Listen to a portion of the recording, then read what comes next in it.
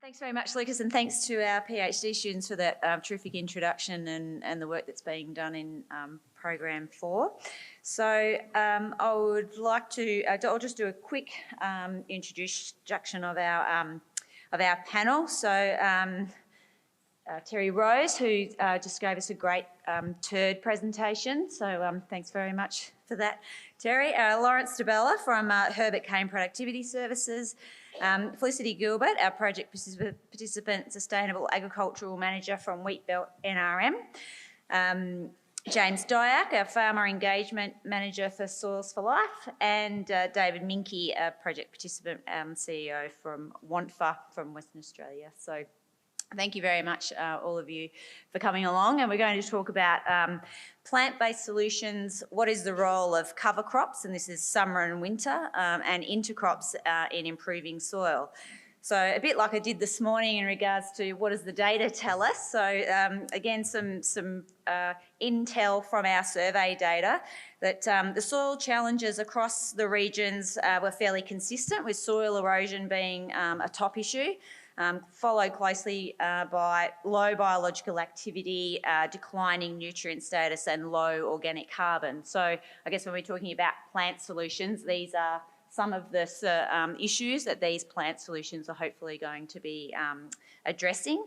And there was a notable interest in improving these elements. It was evidenced with many farmers already working towards that, and I guess that's where James and some of the panel members will talk about what farmers are already doing in their regions to start with. So I get just before we kick off, I might just ask Terry to give us a bit of a definitions, if you like, or to set the scene, and just so that we all know what we're talking about. So what do we mean by cover crops? What are we talking about? We're talking about summer cover crops or winter cover crops and intercrops, and what crops were being used, and perhaps what varieties, if you want to go that deep. So all right, thanks, Felicity.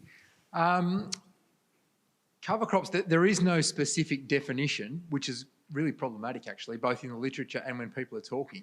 And as an example, when we had our guest speaker this morning who was talking about his pigs grazing pasture, and he did what I would call oversowing a permanent pasture with a fodder crop, but he called it a mixed species cover crop. And so people call cover crops different things. And so for the sake of being consistent, I guess I'd like to define it, at least for this session, as a cover crop being a crop that is grown not for harvest in a traditional fallow period. And that's distinguished from, for example, a crop that might be grown during the cropping season. So plenty of growers have trialled growing mixed species or a legume crop, let's say in southern New South Wales, in the winter cropping season. That's traditionally been called a green manure or brown manure crop. A lot of farmers these days call that a cover crop as well. But so as long as we all define what we're talking about, but let's say I'd prefer to call a cover crop something that goes in when there's a fallow, and otherwise be specific. So otherwise, if it's in winter when you would normally grow a cash crop, I'd call that a green manure or a brown manure crop, for example. And intercrops are pretty self-explanatory. Basically, when you've got two or more species growing simultaneously at some point. So you can either have a full intercrop where you sow two species at the same time and harvest them at the same time. You can have intercrops where you sow one at one point and sow another one into it, and you harvest them at different times. Or you can have what we call temporary intercrops, but I notice GRDC call them companion crops, where you sow multiple species at the same time, but you terminate one or two species at some point and only harvest one. So is that a fair summary of? Yeah, yep. That's a great start. Thanks for setting that scene. Yeah, thanks for that. So I'd like to, we'll go through and ask the panel to introduce themselves, and I guess they might give their own definition of what their situations are in their region and what they're calling cover crops and winter and summer. So yeah, I guess we'll start with Lawrence, and I guess and for the other panel members, if you could just introduce yourself and let us know where you're from, and perhaps give us some insights into the work that you've been doing on cover crops and timings, and what sort of issues that you're dealing with, or what solutions you're trying to deal with, and how's that been going? You know, have there been, what sort of successes have you had, and also share with us the failures, because it's just as important to understand what hasn't been working as well. So thanks, Lawrence. Okay, thanks very much. I'm Lawrence DeBella. I'm the company manager of Herbert Cane Productivity Services in Ingham, North Queensland, and I'm actually a farmer as well. We grow cane and horticulture on our farms. Our area is about 67,000 hectares, high rainfall ranging from around about 2,000 plus mils, and sometimes maybe a little bit lower.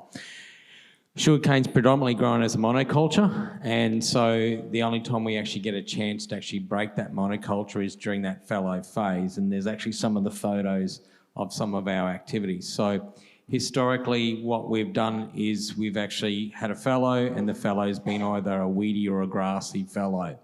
And what we've been looking at in the project is actually looking at different species. Now, quite a few years ago, it was proposed to use things like cowpeas, lab, and soybean, and a fair bit of work was done on the sugarcane yield decline joint venture. Me as a farmer, I grow a monoculture for 4 or 5 years. I want some diversity. The other thing is I'd plant a cowpea crop and then it'd get really wet and I'd actually lose that crop. Or I'd plant a soybean crop thinking it was going to be wet and it would then be dry and I wouldn't grow. So I wanted to hedge my bets.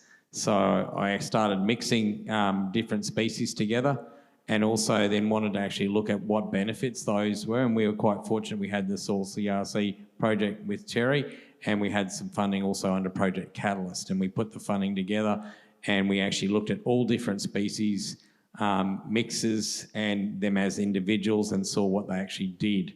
For my own farms, and that's actually some of the covers that we've grown, we grow summer crops, so cowpeas, lab, soybeans, sun hemp, those types of crops grow really well. Some of the temperate crops like your mustards and stuff, they just don't grow in the tropics in the wet season. You've got to think we can have lots and lots of rain, so they're just not going to survive. So that's a challenge. We actually grow them on mounds, and that's something that we learnt early in the piece, is that we actually had to put them up on mounds and get them up out of the water. And we've now developed farming systems. So on our own farming system, we have a controlled traffic system, mounds where we min-till and zonal till. Probably the biggest challenges that we have is when we're handling some of those big cover crops like that one you can see there, where the big sun hemp, cowpea, lab, soybean mixed crop is actually handling the biomass, and that just freaks growers out, handling that biomass. But we're actually starting to learn to manage those.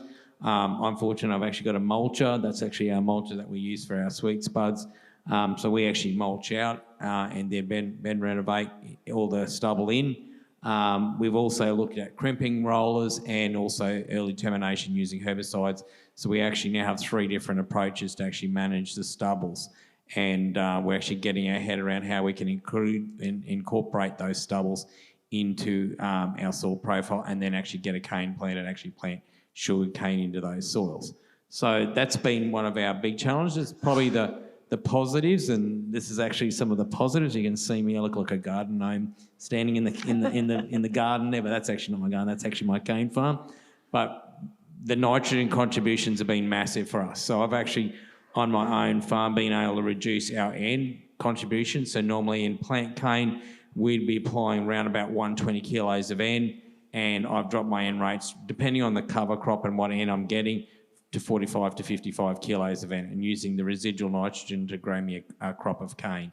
And so that's been quite successful and been able to reduce my costs significantly as a farmer, and that's now our common practice. Other growers are starting to get their head around that. So probably the big positives that we've seen, we get a lot of rain. We can get 1,000 mils of rain in a week. So if you got bare ground, your soil structure takes an absolute hammering. So 1,000 mils is a ton of weight. And what we see is our soil tilth coming out of a cover crop situation is so much better. And I think that's because of the root systems, the organic amendments, the organics that we're putting back into those soils.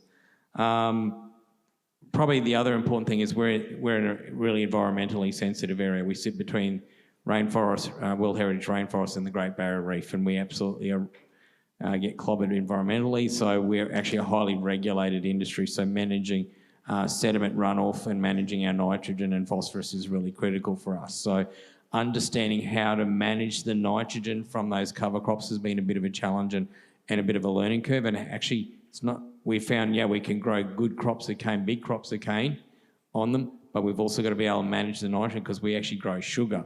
And if we have too much nitrogen in the system, it actually has an impact on our sugar content. So we've had to learn how to manage that, and we're still trying to get our head around some of that. So definitely changes I've seen, and I've actually just purchased another farm with my family, and it's the improving soil tilth and water holding capacity, other things that are the benefit. Awesome. Thanks, Lawrence. Felicity?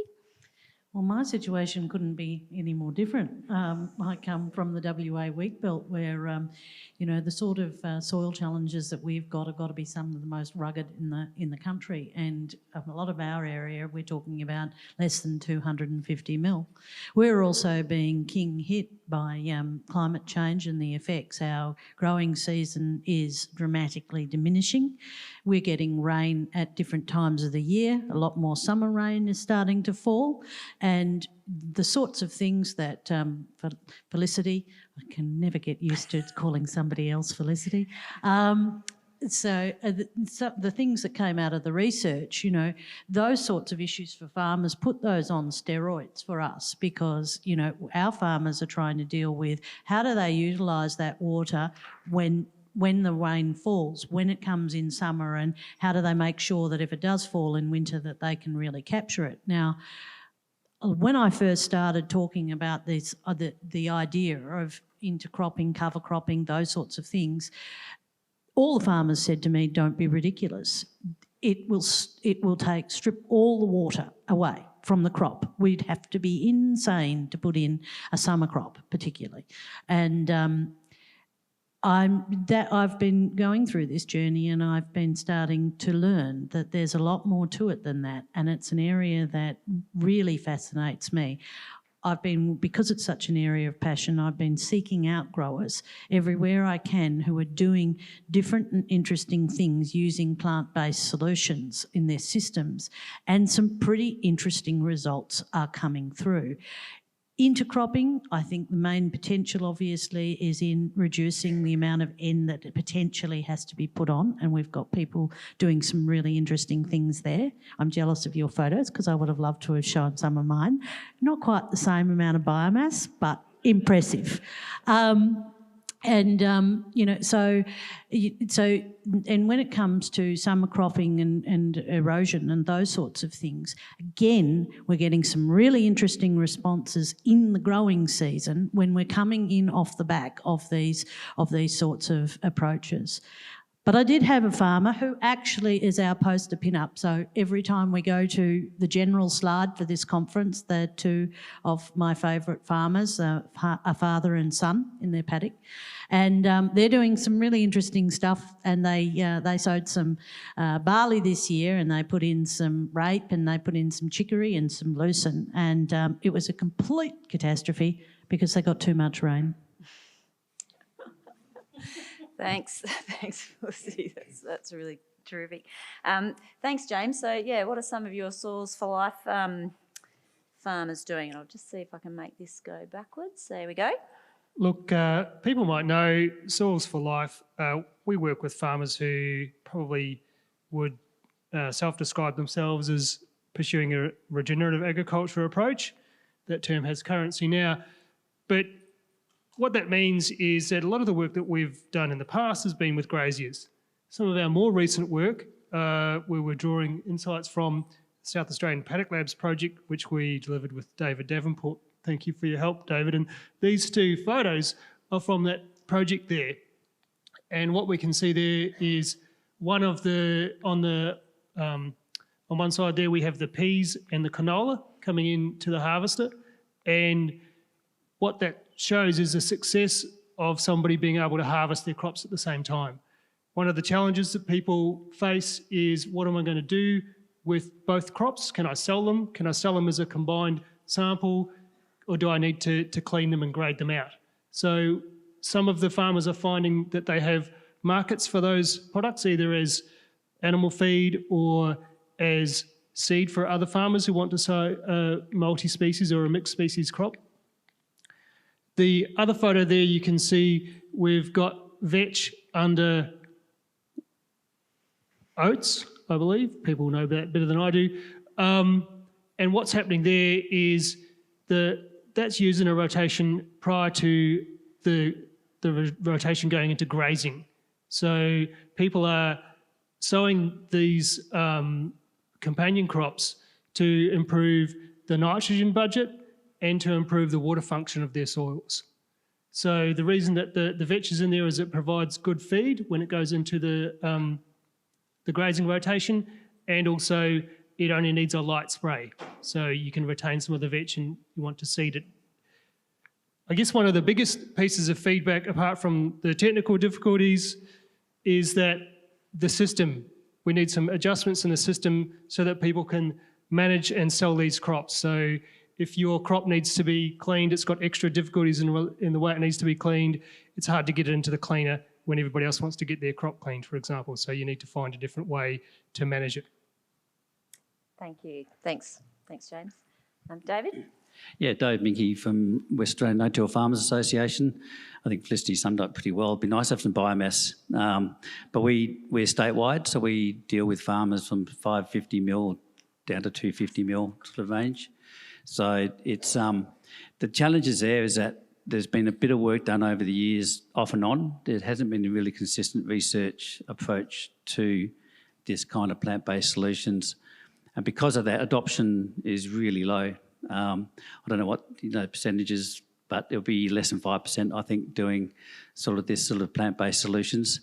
We've got really low fertility. Farmers are really keen to know about increasing fertility through plant-based solutions, but we haven't actually got the solution to it yet.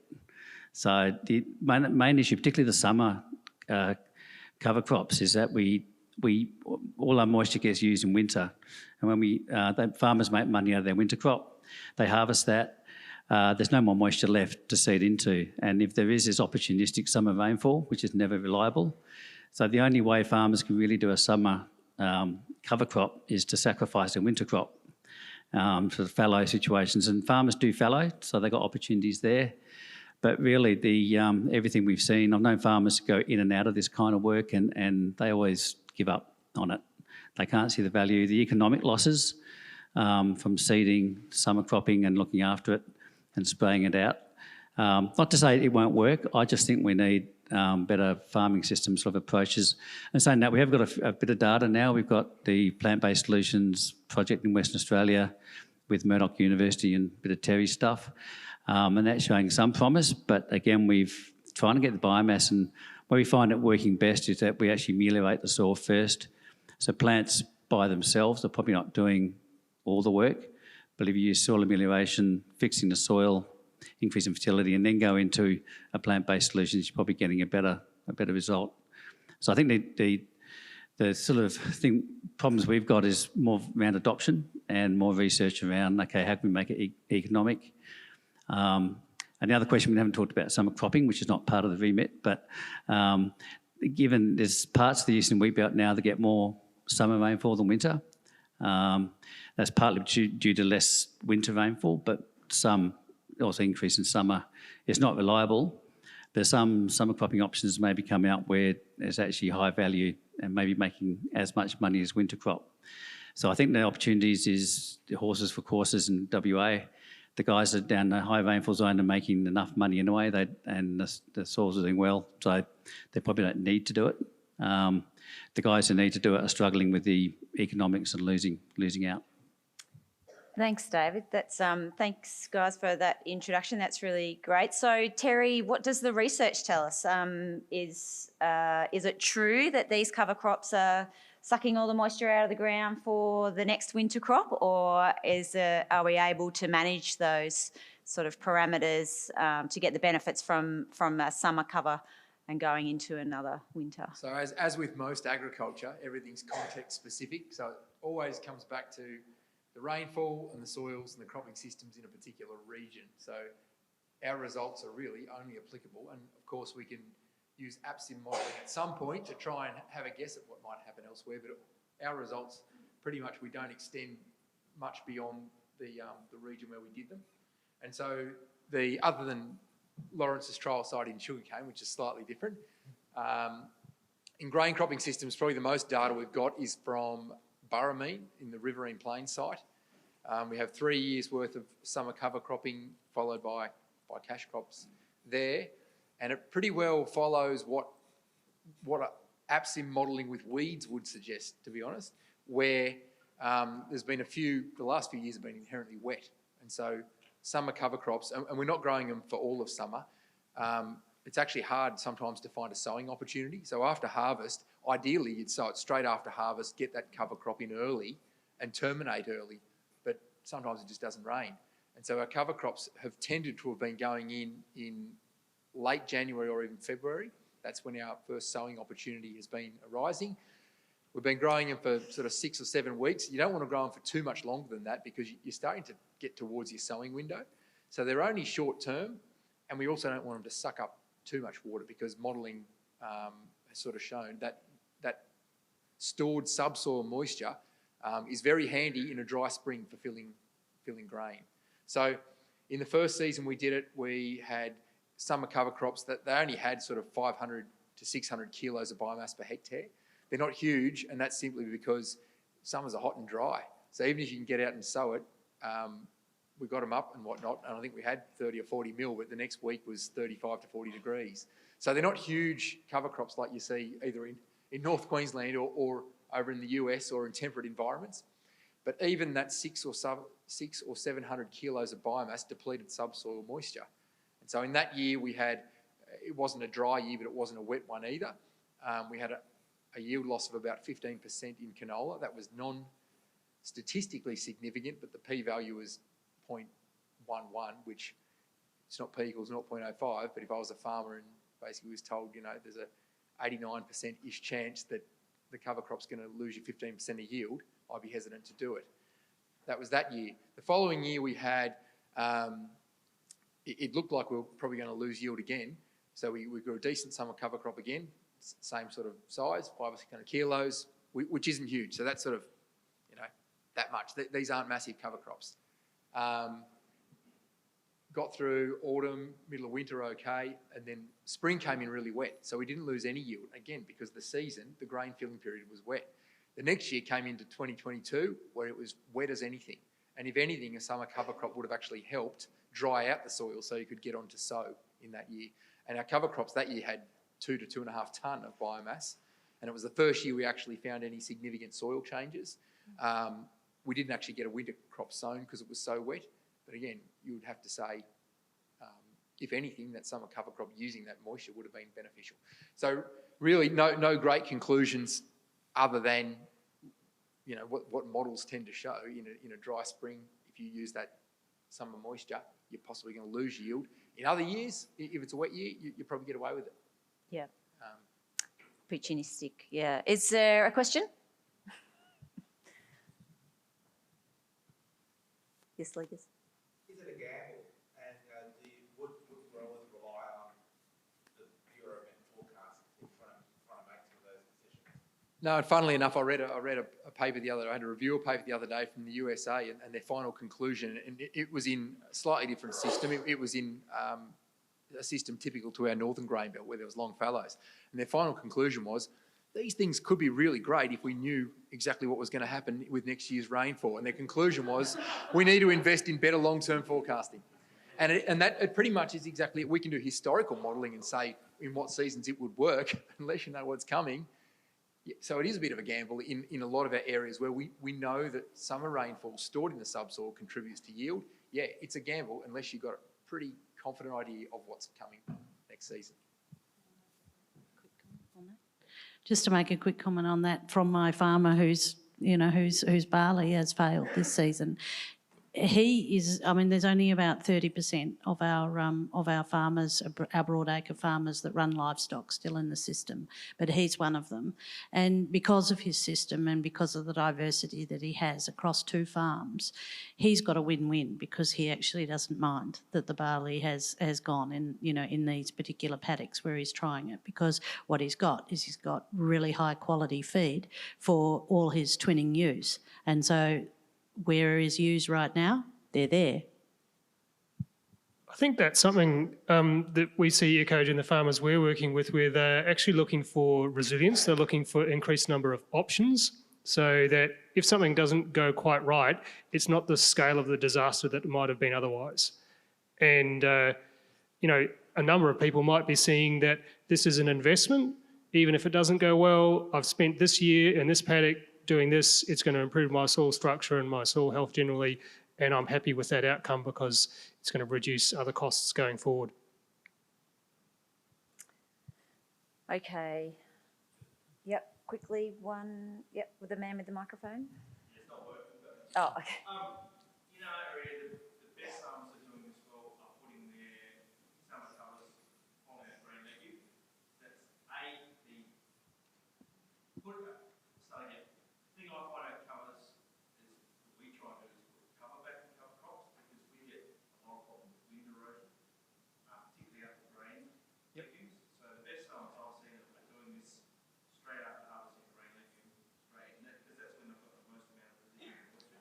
Yep. It's being really disciplined when it's emerged. And yeah, it's really that wind erosion protection. So funnily enough, we put out a paper that was basically taking a guess at when summer cover crops might be useful, called Prospects of Summer Cover Crops. And that was one of the things we noted. It might not be something you do every year. It might be a strategic decision to make. And one of those strategic decisions might be if we know it's really wet, we might plant one. The other time we highlighted it is if you really think you're going to get summer erosion, whether that's because you cut a barley crop, say, for hay and you know you've got no cover, or following pulse legumes, where you know you're going to go into summer with low ground cover, that's when you might say, all right, well, even if we do suck up some soil moisture, we know that it's worth it because we're protecting our soil. And there's also every chance, if you do get summer rainfall, you know, if you've got a huge wheat stubble, you probably get most of it in there. If you don't, there's a fair chance you probably lose it. So in those situations, I would agree absolutely that it's a strategic decision to get that cover back on. And in those situations, you may not lose as much as you think anyway. So, Yeah. agreed. Fantastic. I think that's a great spot to stop, as I'm being told. So thank you very much. I don't think I need to do any summing up with take-home messages because I think you did that really well. Thank you, Terry. It's an opportunistic practice that I think, yeah, we need to perhaps investigate some more so that we can answer some of these questions that we haven't been able to answer today in the time that we've had. But please thank our panel and seek them out for afternoon and during afternoon tea and this evening and tomorrow on the trips. So and give them some more, get them some more questions. So thank you very much for participating.